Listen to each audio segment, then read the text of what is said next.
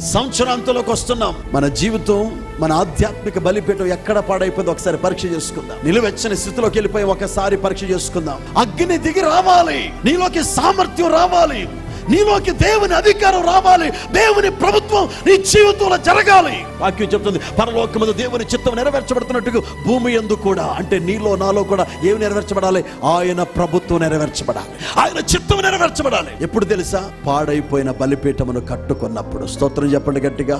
మోషే బలిపీఠమును కట్టి.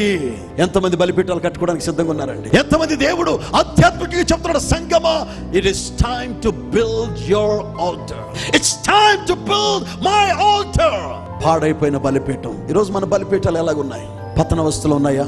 ఈరోజు యేసు నామములో జేసీఆర్ఎస్లో ప్రతి బలిపీఠము కట్టబడును గాక. ఆధ్యాత్మికంగా మీ బలిపీఠములు మండుచుండును గాక.